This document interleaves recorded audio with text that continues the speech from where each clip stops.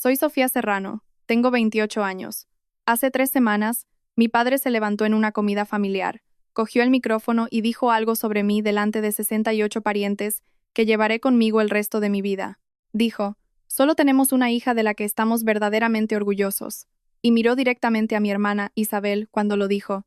Durante 22 años, mi familia me ha llamado la carga, la niña prematura que costó demasiado dinero, la hermana silenciosa por la que nadie daba la cara, la hija que siempre se sentaba al final de la mesa mientras Isabel recibía la atención, los elogios y el amor. Pero lo que ninguno de ellos sabía, ni mis padres, ni mis primos, nadie en aquella multitud, es que 6 semanas antes, un jueves por la noche, en la mesa de mi cocina, Isabel se emborrachó y lo confesó todo. El dinero que le había robado a nuestros padres, su falso título de enfermería, las mentiras que había inventado sobre mí a la familia desde que yo tenía 14 años, y lo grabé todo. Esos 14 minutos iban a romper 22 años de silencio. Antes de contaros qué pasó cuando le di al play, tomaos un momento para darle a me gusta y suscribiros, pero solo si creéis que esta historia lo merece. Y decidme en los comentarios desde dónde me estáis viendo y qué hora es ahí. Dejad que os lleve 22 años atrás, a una noche de enero en Andalucía, cuando nací 6 semanas antes de tiempo, y me convertí en la deuda que mi familia nunca quiso pagar. Llegué al mundo con 6 semanas de antelación una noche de martes de enero, en un hospital a 40 minutos de casa porque el más cercano no tenía camas libres. Mis pulmones no estaban listos. Mi corazón no estaba listo. Yo no estaba lista para nada. 3 semanas en la unidad de cuidados intensivos neonatales. Facturas médicas que ascendieron a 87.000 euros. Mis padres acababan de comprar su primera casa 2 meses antes. Mi padre, Javier, era camionero para una empresa de transporte regional. Mi madre, Carmen, había dejado su trabajo de recepcionista para quedarse en casa con mi hermana, Isabel, que entonces tenía 3 años. Sé la cifra exacta porque mi madre se aseguró de que nunca la olvidara.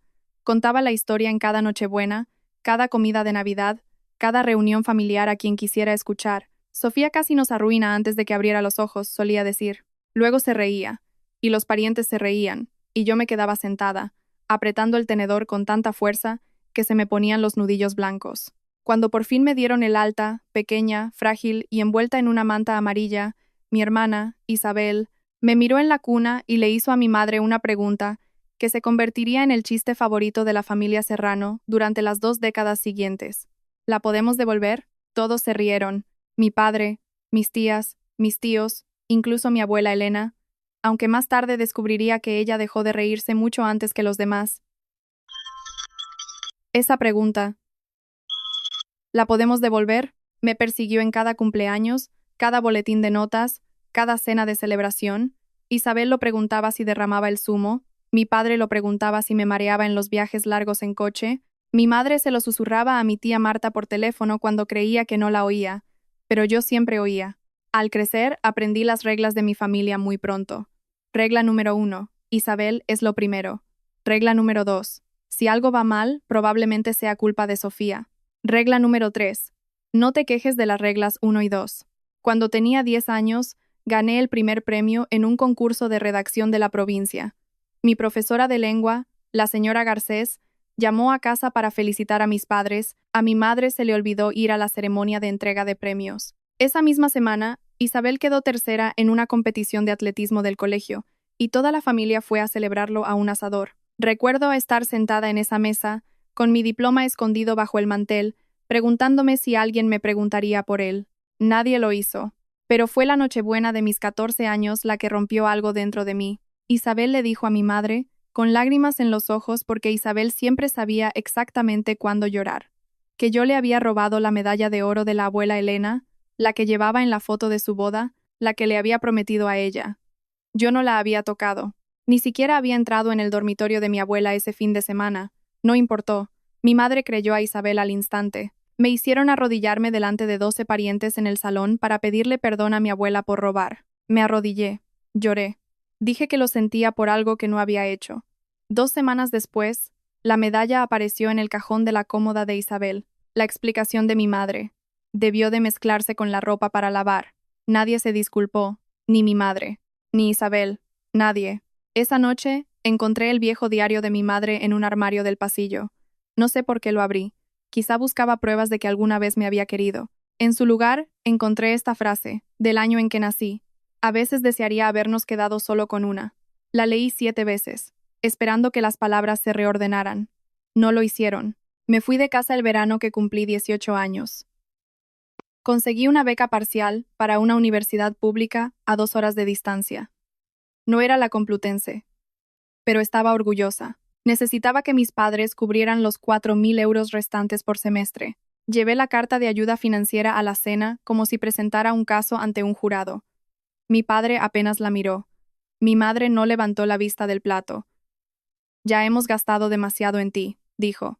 Entre las facturas del hospital, el aparato y los inhaladores que necesitabas cada invierno, Sofía, de verdad que no nos queda más. Ese mismo mes, mis padres extendieron un cheque para la matrícula completa de Isabel en una escuela de enfermería privada, 28.000 euros, sin beca parcial, sin preguntas. Así que tuve 2 trabajos. Servía cafés a las 6 de la mañana e introducía datos en una ETT hasta las 10 de la noche. Tardé 5 años en terminar una carrera de 4, pero me licencié en contabilidad sin un céntimo de deuda. Nadie vino a mi graduación. Lancé el birrete al aire entre una multitud de desconocidos y sus familias que vitoreaban, y seguía apareciendo. Cada Navidad, conducía 2 horas con regalos envueltos a mano. Cada Nochebuena, llevaba el postre que nadie había pedido. Me sentaba al final de la mesa. Dormía en el sofá mientras Isabel se quedaba en la habitación de invitados con el edredón que había hecho mi abuela. Llamaba a mi madre cada domingo por la noche. Me cogía el teléfono 1 de cada 3 veces. Me decía a mí misma que era suficiente. Que si seguía intentándolo, las cosas cambiarían. Que el amor estaba ahí, solo que enterrado bajo años de costumbre, presión financiera y viejos rencores. No intentaba ganarme su amor. Creía que ya lo tenía, solo que estaba atrapado bajo algo que aún no sabía cómo liberar. Hasta hace 3 meses, cuando descubrí lo que mi hermana había estado haciendo realmente a espaldas de todos. Empezó en una cafetería. Estaba comprando un café con leche antes de ir al trabajo un martes, cuando una mujer me saludó desde una mesa en la esquina. Tardé un segundo en reconocerla. Laura Gómez. Ella e Isabel habían estado juntas en la escuela de enfermería. Sofía, ¿verdad? La hermana de Isabel. Acercó una silla. ¿Qué tal está Isabel? No la he visto desde el primer semestre. Casi la corrijo. Isabel le había dicho a la familia que era enfermera titulada desde hacía 8 años. Contaba historias de los pacientes que salvaba, los turnos de noche que la agotaban, la vocación que había encontrado. El primer semestre, repetí. La cara de Laura cambió. Sí, dejó de venir después de octubre. Supuse que se había cambiado de centro, pero inclinó la cabeza. Espera, ¿tu familia no sabe que lo dejó? Dejé mi taza de café con mucho cuidado. Pensé que todo el mundo lo sabía, dijo Laura en voz baja. Conduje al trabajo con las manos temblando sobre el volante. Esa noche no dormí. Abrí el portátil y empecé a buscar. La escuela de enfermería a la que fue Isabel tenía una lista pública de graduados. Repasé cada nombre de su promoción. Isabel Serrano no estaba. Busqué más a fondo. Mis padres habían pagado 28.000 euros por esa escuela. Cuando un estudiante abandona en el primer semestre, la escuela reembolsa una parte de la matrícula, una parte considerable. Isabel nunca devolvió ese dinero. Se embolsó el reembolso y le dijo a todo el mundo que se había graduado. Durante 8 años, le había dicho a nuestros padres, a nuestra abuela, a toda la familia, que era enfermera, apareciendo en las fiestas con uniformes comprados por internet, contando historias que sonaban reales porque las había memorizado de series de médicos. Y nadie, ni una sola persona, había sabido la verdad. Pensé en verificarlo. El segundo descubrimiento vino de boca de mi propia madre. Unos 2 meses antes de la reunión, en una de esas raras llamadas de domingo que Carmen contestó, su voz sonaba cansada, distraída. A mitad de la conversación, si se le puede llamar así, murmuró algo que no debía oír. El plan de pensiones de tu padre parece escaso. No lo entiendo. El mercado ha estado bien. Soy contable.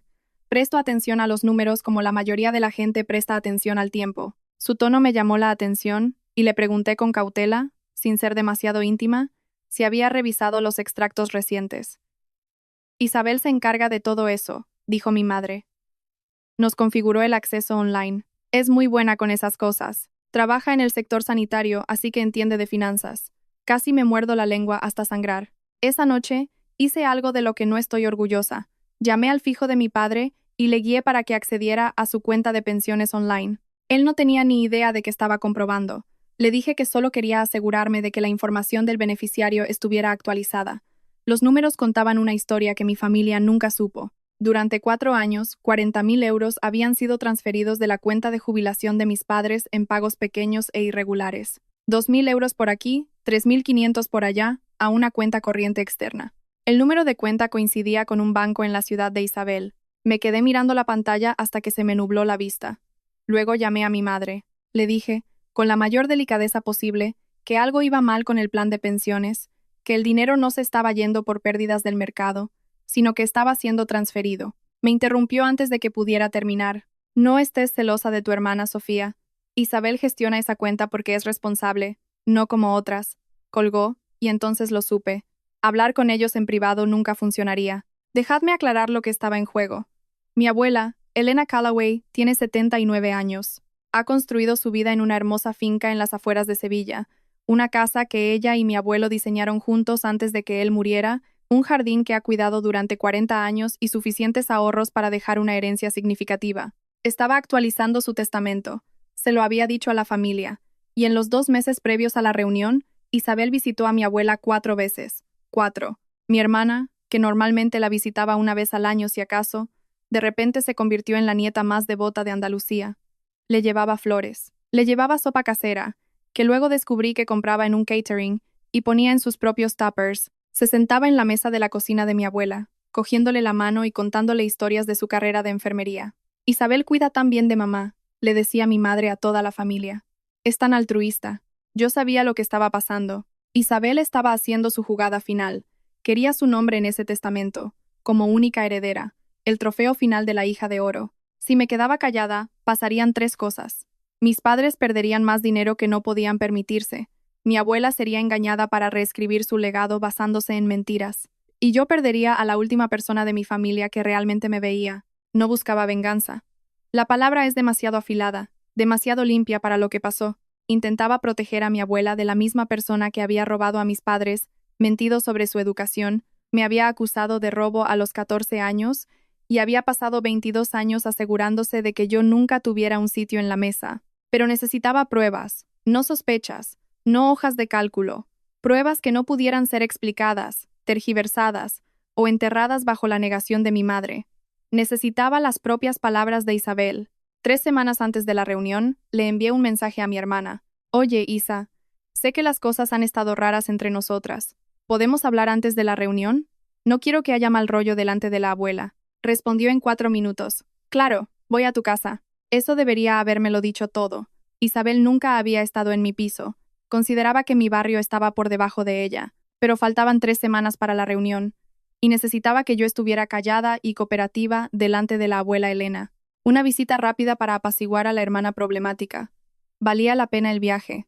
Apareció un jueves por la noche con una blusa de seda y vaqueros de diseño, llevando una botella de albariño, me abrazó en la puerta, un abrazo apretado y falso, e inmediatamente empezó a escanear mi apartamento con esa mirada de lástima que había perfeccionado. «¡Qué acogedor!», dijo. La palabra sonaba hueca. Abrí el vino. Llené su copa más que la mía. Puse mi teléfono en la estantería detrás de nosotros, con la pantalla hacia abajo, la aplicación de grabación de voz en marcha. En España, grabar una conversación en la que participas es legal. Yo era esa parte.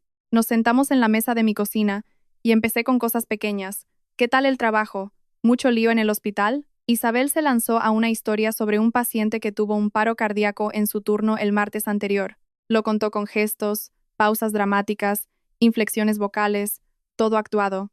Siempre fue buena en eso, en hacer que la ficción sonara como un recuerdo. La dejé terminar. Luego dije, de la forma más casual que pude, ¡qué locura!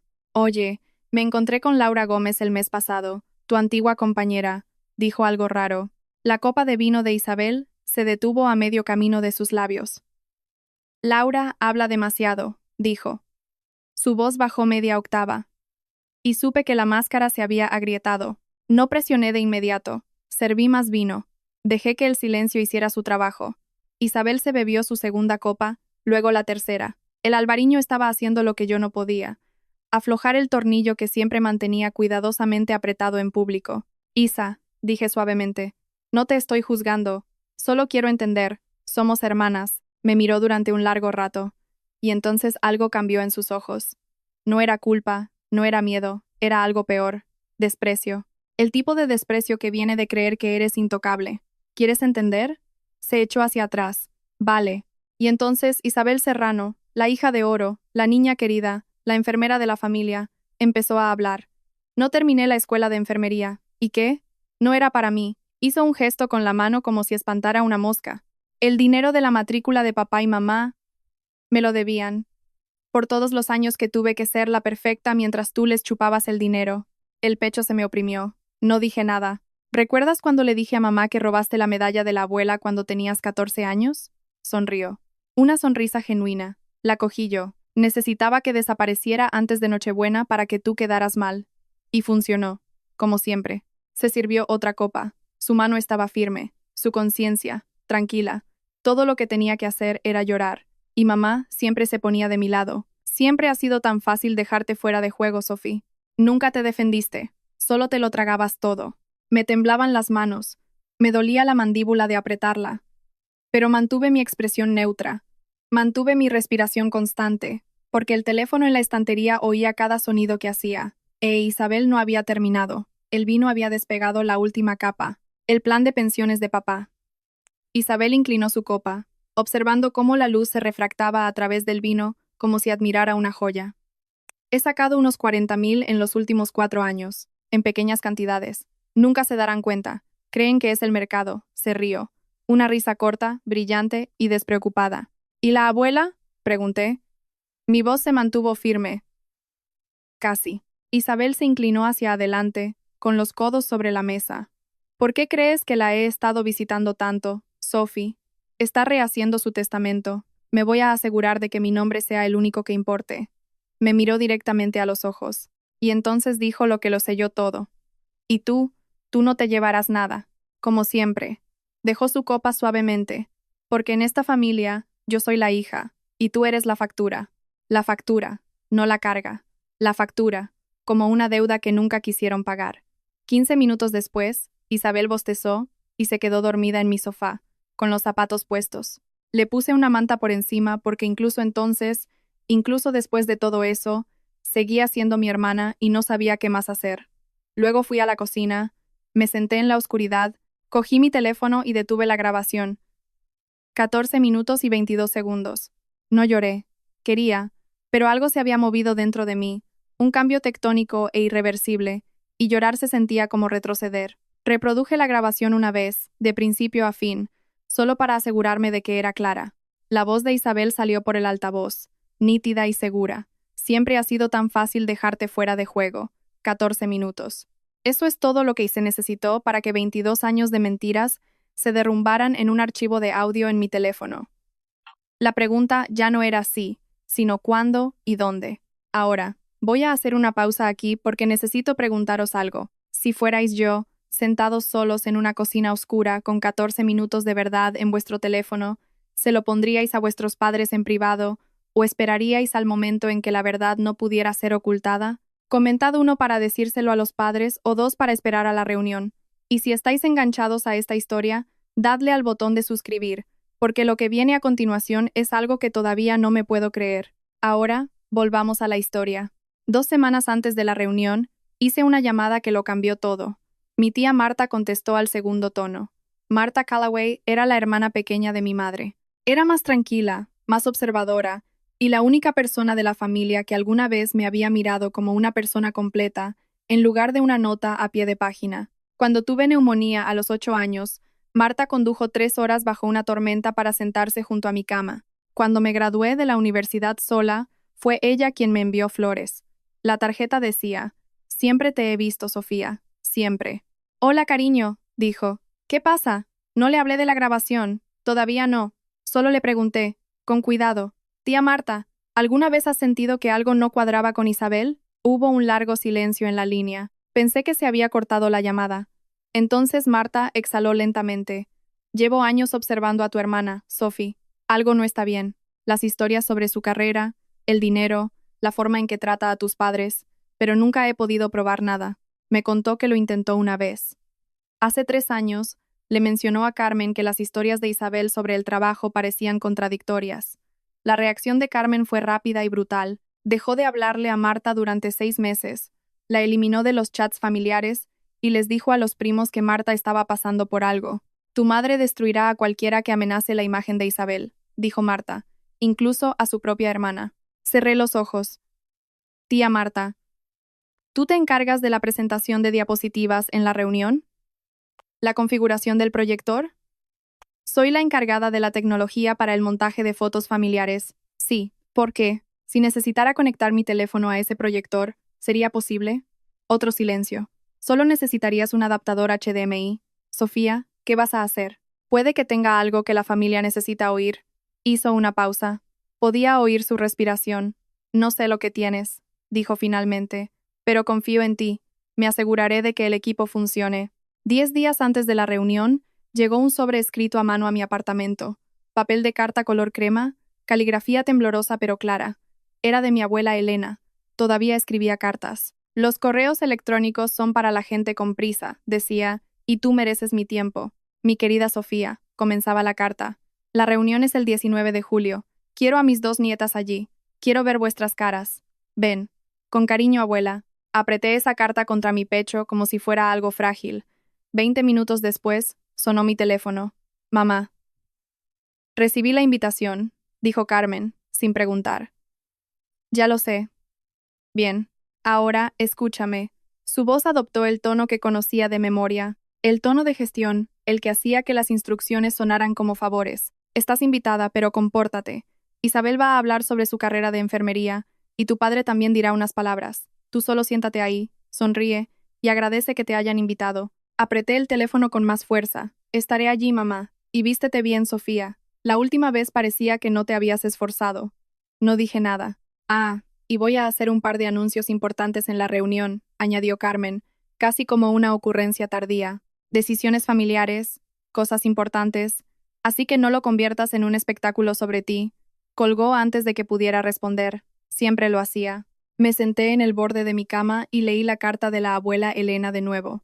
Luego abrí mi armario y miré un vestido blanco que había estado guardando para una ocasión que no podía nombrar, una que importara. Este era el escenario de Isabel. Mis padres habían asignado los papeles. Ella era la estrella. Yo era la extra, la que debía estar agradecida por tener un asiento. Pero estaba cansada de su guión. Traería mi propio teléfono y mi propia historia. La noche antes de la reunión, me senté en el suelo de mi salón con el teléfono y los auriculares, escuchando la grabación una última vez. La voz de Isabel resonó en mis oídos, clara y cruel. Siempre ha sido tan fácil dejarte fuera de juego. Me oí a mí misma preguntar por la abuela, con la voz fina y cautelosa. Y luego, Isabel, tú no te llevarás nada, como siempre. Me temblaban las manos cuando me quité los auriculares. Casi lo borro. Quiero que lo sepáis. Mi pulgar se cernió sobre el icono de la papelera durante 10 segundos completos, y cada año de condicionamiento me gritaba que mantuviera la paz, que aguantara, que fuera la buena hija que nunca causa problemas. Pero entonces pensé en la carta de mi abuela. Quiero ver vuestras caras. Pensé en el plan de pensiones de mi padre, vaciándose silenciosamente durante 4 años. Pensé en mí, a los 14 años, arrodillada en el suelo del salón, pidiendo perdón por un robo que no cometí. Guardé el teléfono en el bolso. Esa noche, llamé a mi tía Marta por última vez. ¿Está listo el proyector?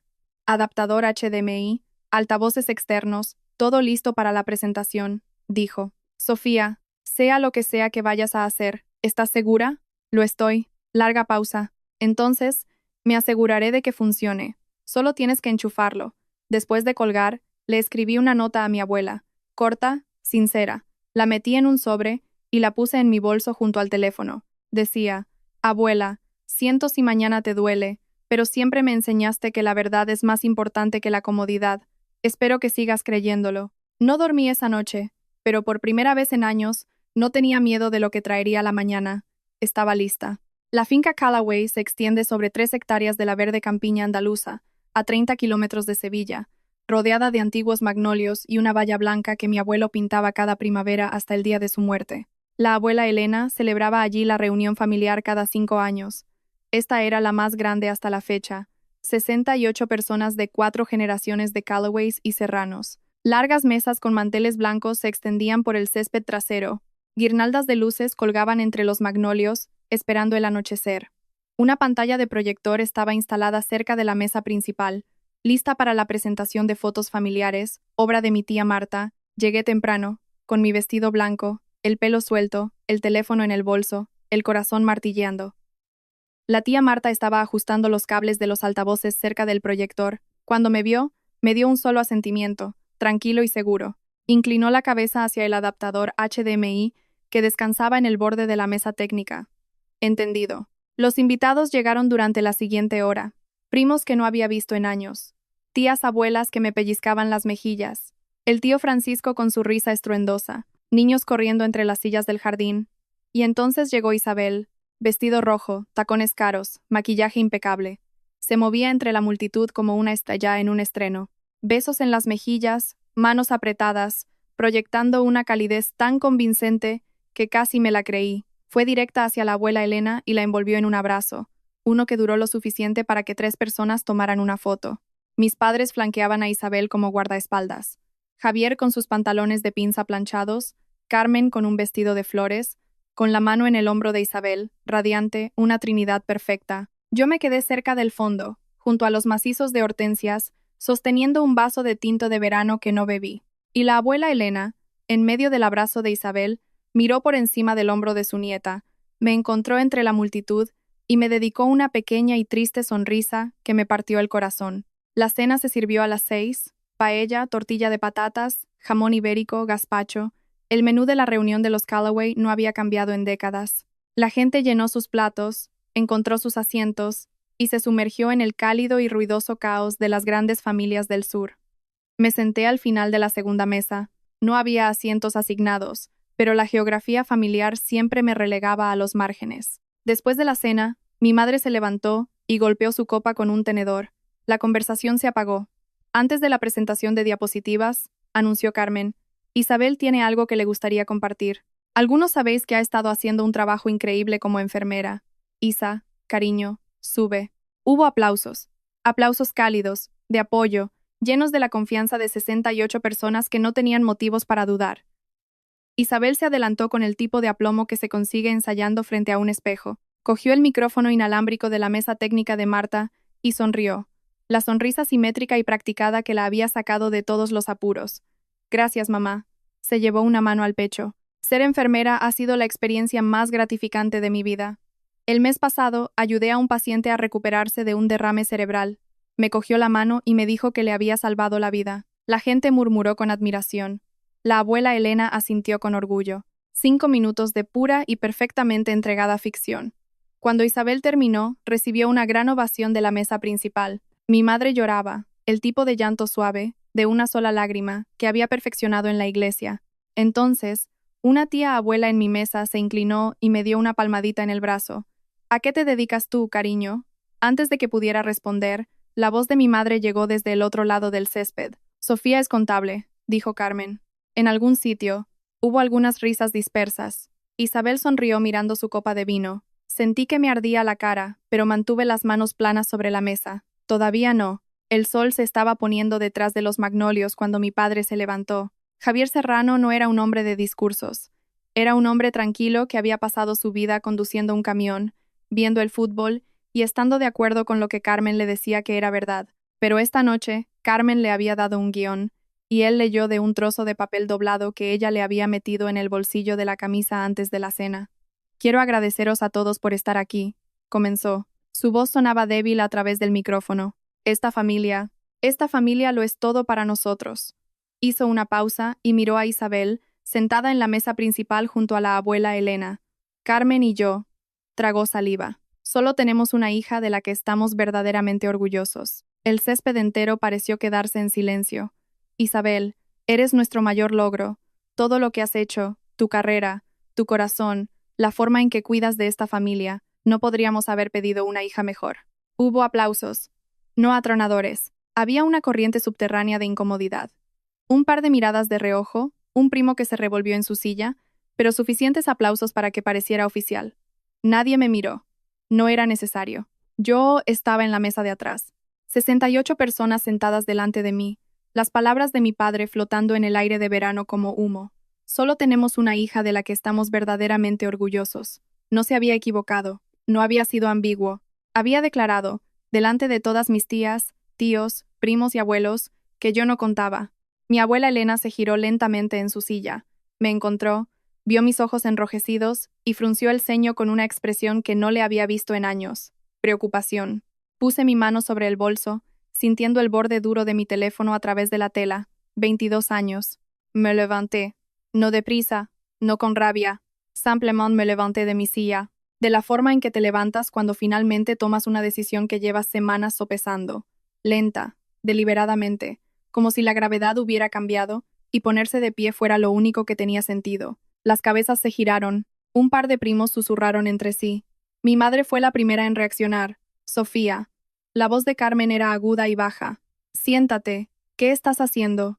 No respondí. Caminé entre las dos mesas. 68 caras siguiéndome como si estuviera en un escenario. Las guirnaldas de luces se habían encendido. El aire olía a tarta de Santiago y a hierba recién cortada, y el pulso en mis oídos era tan fuerte que podía sentirlo en las yemas de los dedos. Isabel, en la mesa principal, me observaba, con su copa de vino a medio camino de sus labios. Primero confusión, luego sospecha, y luego algo que nunca antes había visto en la cara de mi hermana. Un destello de miedo. Llegué a la mesa técnica. La tía Marta estaba junto al proyector, con los brazos a los costados. No preguntó nada. No lo necesitaba. Cogió el adaptador HDMI y me lo tendió. Saqué mi teléfono del bolso y lo conecté.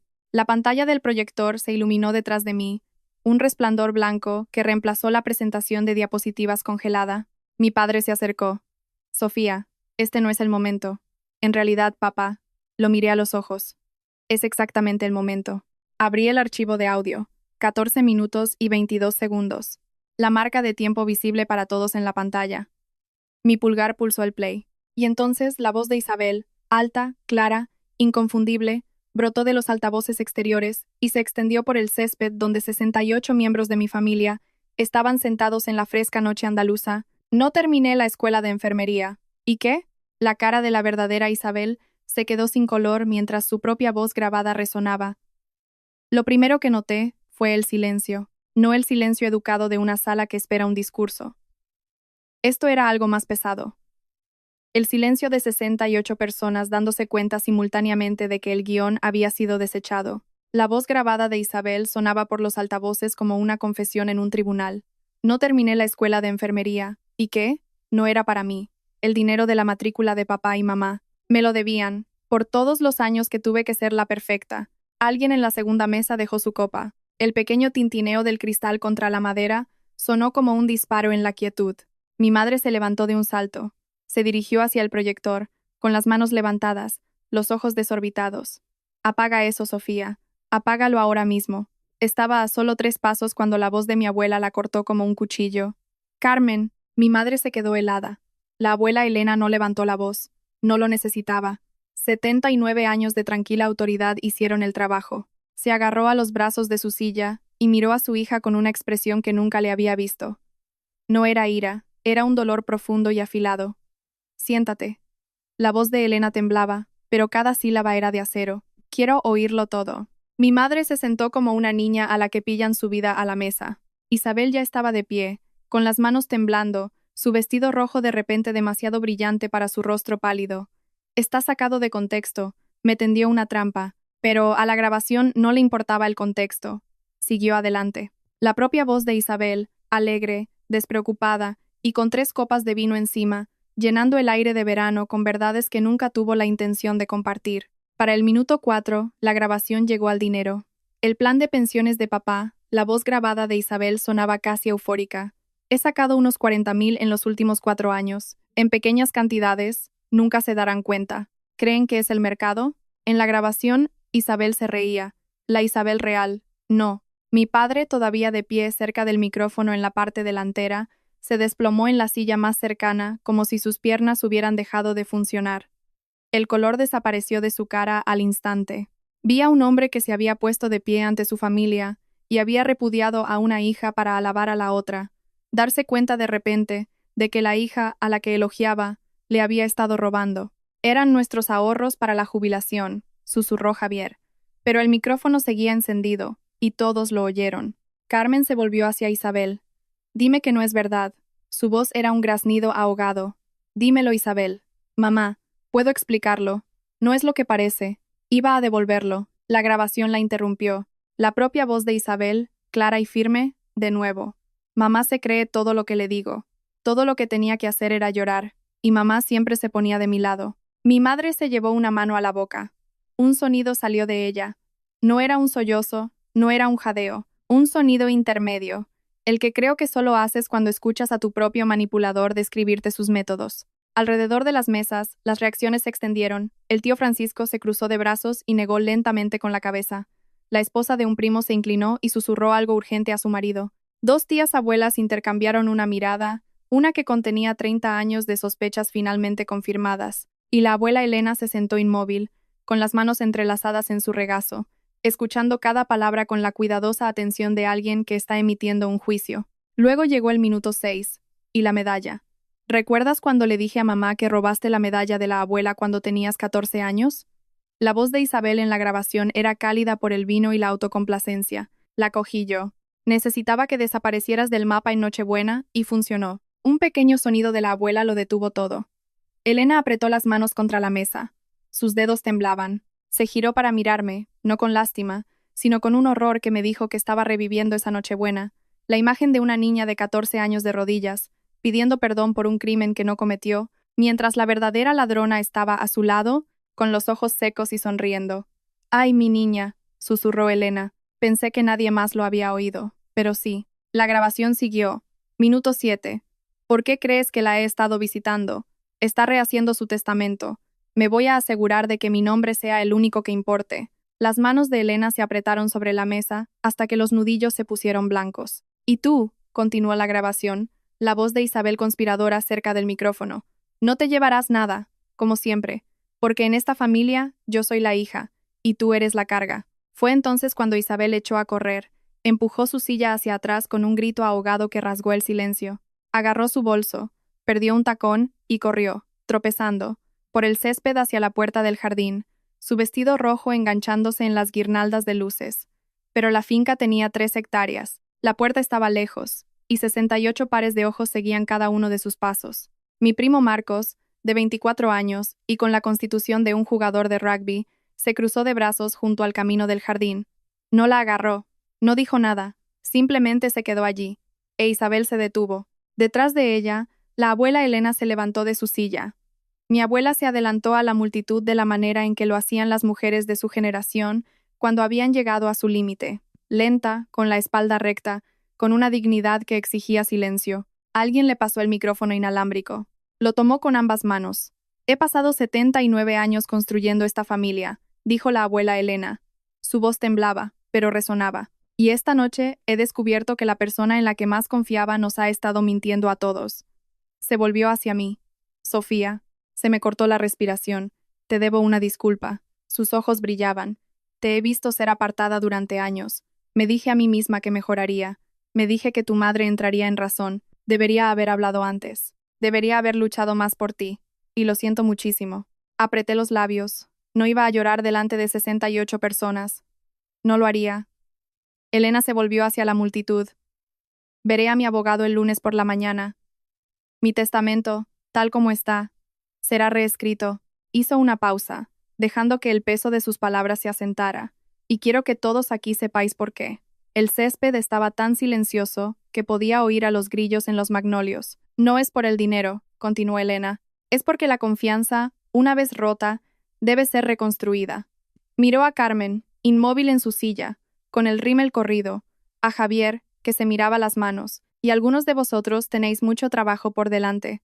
Al borde del jardín, Isabel estaba congelada, con un solo zapato, con los brazos cruzados sobre el pecho, las lágrimas surcando su cara. Yo estaba junto al proyector, con el teléfono aún conectado, la grabación terminada. No había dicho una palabra desde que le di al play. No había sido necesario. La verdad, lo había dicho todo por mí. Quiero hacer una pausa aquí, porque esta parte todavía me pesa. ¿Creéis que mi abuela hizo lo correcto? ¿O fue demasiado anunciar eso delante de todos? Dejad un comentario con justicia si creéis que tenía razón, o excesivo si creéis que la conversación sobre el testamento debería haber sido privada. Realmente quiero saber lo que pensáis. Y si aún no os habéis suscrito, aún no hemos terminado. Todavía quedan las consecuencias, y necesito contároslas. Dejadme continuar. La reunión no terminó. Se fracturó. Después de la declaración de la abuela Elena, La multitud se dividió como una célula. Nadie se fue. Era demasiado sísmico como para marcharse, pero el césped se reorganizó en grupos, cada uno procesando una parte diferente de lo que acababa de suceder. Los parientes mayores, el tío Francisco, la tía Luisa, las tías abuelas que recordaban al difunto marido de Elena, se reunieron alrededor de mi abuela, formando un círculo protector. El tío Francisco le puso una mano en el hombro y dijo algo que sonó como: «Siempre hemos estado contigo, Elena. Lo que necesites». Un grupo de primos más jóvenes se acercó a mí, sin acusaciones, sin felicitaciones, solo con su presencia. Mi prima Daniela, con quien no había hablado en 3 años, me tocó el codo. «¿Desde cuándo lo sabías?», preguntó. Sin juicio, solo con la necesidad de entender. Isabel. Isabel volvió. Caminó por el césped, con el rímel corrido hasta la clavícula, y su voz estaba en el mismo registro que había usado toda su vida para esquivar las consecuencias. «Esa grabación está manipulada», dijo, a quien quisiera escuchar. Me tendió una trampa. Me emborrachó. Fue una encerrona. La mayoría de la gente apartó la mirada. Unos pocos negaron con la cabeza. Entonces habló mi tía Marta. Había estado observando en silencio junto a la mesa del proyector todo el tiempo, con los brazos cruzados. Ahora dio un paso adelante. «Isabel», dijo Marta, con la calma de un lago. «Llevo 3 años sospechando de ti. Se lo dije a tu madre y me repudió por ello». Miró alrededor del césped.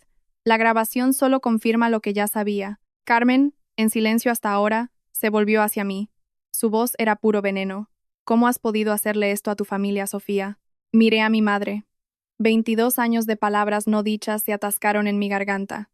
«Yo no he hecho esto, mamá». Lo hizo Isabel. Yo solo dejé de ocultarlo. Encontré un lugar tranquilo en el borde del jardín, cerca de un banco de piedra, donde mi abuela solía leerme cuentos cuando era lo suficientemente pequeña para caber en su regazo. El murmullo de la fiesta estaba detrás de mí, fragmentos de conversaciones urgentes, un niño preguntando por qué lloraba la tía Isabel, el tintineo de los platos al ser recogidos por gente que necesitaba algo que hacer con las manos. Mi padre me encontró allí. Javier se quedó a unos metros, con las manos en los bolsillos, mirando al suelo. Tenía los ojos hinchados. No parecía un hombre que acabara de dar un discurso, parecía un hombre por el que acababan de hablar. ¿De verdad dije eso? Su voz era ronca, que solo teníamos una hija. «Lo dijiste delante de 68 personas, papá». Hizo una mueca como si le hubiera tocado una quemadura. «Tu madre». Ella escribió esas palabras. Me puso el papel en el bolsillo y me dijo lo que tenía que decir. «Y tú elegiste leerlas». No discutió. No se desvió. Solo se quedó allí, recibiéndolo, como un muro que absorbe un golpe. «Lo siento, Sofía». Su voz se quebró al decir mi nombre. «No sé qué hacer». Lo miré durante un largo rato. El hombre que había conducido un camión durante 30 años, que nunca había levantado la voz en la cena, que había dejado que su esposa y su hija mayor establecieran las reglas mientras la menor sufría las consecuencias. No era un monstruo, era peor, un espectador que me quería en silencio, y nunca dejó que ese amor fuera lo suficientemente fuerte como para hacer ruido. «No te estoy pidiendo que lo arregles todo ahora mismo, papá», dije suavemente, no porque mereciera suavidad, sino porque la crueldad nunca había sido mi idioma. «Solo te pido que dejes de fingir que no existo». Lloró. Nunca lo había visto llorar en mis 28 años. No hubo abrazo, ni resolución. Solo 2 personas en un jardín, aprendiendo a empezar desde los escombros. Estaba sentada en los escalones del porche cuando la abuela Elena vino, y se sentó a mi lado. Se movió con cuidado. Su cadera le había estado molestando durante meses, pero rechazó mi mano y se sentó por sus propios medios. Por un momento, nos quedamos en silencio. La tarde se había oscurecido hasta un azul profundo. Las luciérnagas parpadeaban en el césped trasero, donde 1 hora antes todo había cambiado. «Todavía tienes esa grabación», dijo la abuela Elena. No era una pregunta. Podrías haberla usado para hacerle daño hace semanas, pero esperaste. «Casi no la pongo, abuela. Casi me voy, pero no lo hiciste». Extendió la mano y cogió la mía. Su piel era fina y fresca, pero su agarre era firme. «Y estoy agradecida, porque casi le doy todo lo que tengo a una mentirosa». Negué con la cabeza. «No necesito nada de tu testamento, abuela. No se trataba de eso». Apretó mi mano. «No se trata de lo que necesitas. Se trata de lo que mereces, y de lo que es correcto». Miró hacia el jardín, donde las guirnaldas de luces se balanceaban con la brisa de la tarde. Los invitados empezaban a marcharse, despedidas lentas y silenciosas en lugar de los habituales y ruidosos adioses de los Callaway. «Veré a mi abogado este lunes», dijo. «La parte de Isabel irá a un fideicomiso. Podrá acceder a él cuando devuelva hasta el último céntimo que le robó a tus padres y sea honesta sobre su vida, ni un momento antes. Y entonces me dijo algo que me dejó helada. Te puse en mi testamento hace 28 años, Sofía. Cuando naciste, tu madre me pidió que te quitara cuando tenías 6 años. Hizo una pausa. Me negué, pero dejé de hablar de ello para mantener la paz. Me miró con los ojos húmedos. No debería haberme callado. El silencio es lo que metió a esta familia en este lío. Una semana después de la reunión, las consecuencias no habían disminuido, se habían intensificado. Isabel intentó primero con las redes sociales. Mi propia hermana me apuñaló por la espalda en la reunión familiar. Publicó en Facebook. Nunca me he sentido tan traicionada. La publicación obtuvo 11 me gusta, todos de amigos que no habían estado allí. Entonces el primo Marcos comentó: todos oímos la grabación, Isabel. Te apuñalaste tú misma. 27 personas le dieron me gusta a su respuesta. Isabel borró la publicación en una hora. El chat familiar de WhatsApp sufrió una reorganización. Isabel fue eliminada, no por una persona, sino por un consenso silencioso. Daniela simplemente creó un nuevo grupo de chat y no la añadió. Nadie protestó. Mi padre me llamó un martes por la noche. Fue la primera vez en mi vida que me llamó sin que Carmen se lo recordara. He estado revisando los extractos del plan de pensiones, dijo. Su voz sonaba 10 años más vieja. Se llevó más de lo que pensábamos. 42.300 euros. Está todo documentado, Sophie. Las transferencias, las fechas, todo. Cerré los ojos. ¿Qué vais a hacer? Tu madre y yo vamos a ver a un asesor financiero esta semana, y quizás a un abogado. Hizo una pausa. Debería haberte escuchado cuando llamaste. Sí, papá, deberías. Y luego estaba lo de la carrera de enfermería, la carrera que Isabel había exhibido en la reunión, la que había usado para impresionar a la abuela y ganarse el favor de la familia. Se desmoronó por completo. Un pariente que trabajaba en el sector sanitario hizo algunas averiguaciones. Isabel no era enfermera, ni siquiera era auxiliar de enfermería titulada. Era recepcionista en una clínica de traumatología a 50 kilómetros de su apartamento. Contestaba teléfonos y programaba citas. Llevaba 6 años haciéndolo. Cada historia que contó, cada paciente que salvó, era ficción. 2 semanas después de la reunión, mi madre llamó. Casi no contesto. Mi teléfono estaba en la encimera de la cocina, vibrando con su nombre, y lo vi sonar 2 veces antes de cogerlo. Sofía. Su voz era pequeña, más pequeña de lo que nunca la había oído, frágil, como si alguien hubiera deshinchado a la mujer que había dirigido la narrativa de nuestra familia durante 25 años. Yo no sabía lo del dinero, dijo, ni lo de la medalla. Te lo juro, no lo sabía. Te creo que no sabías esas cosas, mamá, dije, manteniendo la voz neutra.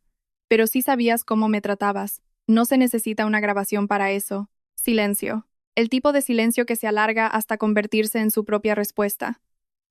Tenía tanto miedo cuando naciste, dijo, con la voz quebrada. Los médicos nos dijeron que podrías no sobrevivir la primera noche, y luego lo hiciste, y llegaron las facturas, y estábamos ahogados, y creo que... Se detuvo. Y luego empezó de nuevo. Creo que te culpé por algo que no era culpa tuya, y una vez que empecé, no supe cómo parar. Apreté el teléfono. Una parte de mí, la niña de 14 años todavía arrodillada en el suelo del salón, quería colgar. Otra parte, la que había pasado 22 años haciendo esa llamada dominical, se aferró. ¿Puedes perdonarme? Susurró. No estoy lista para eso, mamá, dije.